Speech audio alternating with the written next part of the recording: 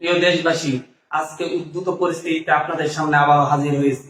আপনারা দেখেছেন কিভাবে আমাদের সিনিয়র সমন্বয়ক বৃন্দকে হসপিটাল থেকে অসুস্থ অবস্থায় জিম্মি করে ডিবি কার্যালয়ে নিয়ে যাওয়া হয়েছে এবং সেখানে তাদের উপর কয়েকদিন যাবৎ নির্মম নির্যাতন চালানো হয়েছিল।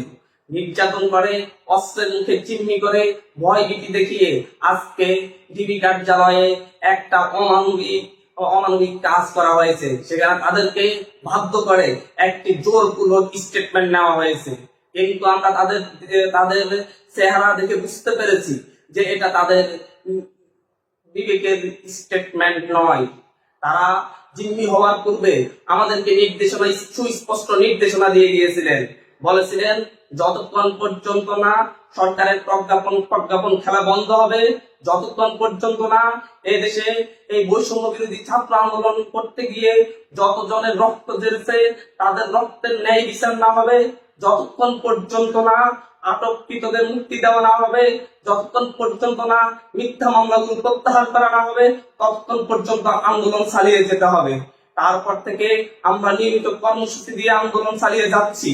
একইভাবে তাদের সেই নির্দেশনার আলোকে এবং তাদেরকে জিম্মি করে এভাবে স্টেটমেন্ট আদায় করার প্রতিবাদে আমরা আগামীকাল বৈষম্য বিরোধী ছাত্র আন্দোলনের পক্ষ থেকে সারা দেশে ছাত্র জনতার বিক্ষোভ কর্মসূচি ঘোষণা করছি।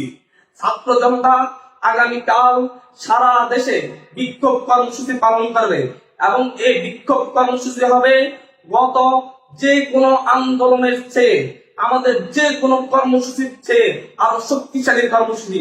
ছাত্র সমাজ ঘরে ফিরে নাই, ছাত্র সমাজ এখনো রাজপথে আছে এবং দাবি আদায় করে সকলের ন্যায় বিচার নিশ্চিত করে তারা ঘরে ফিরবে ইনশাআল্লাহ।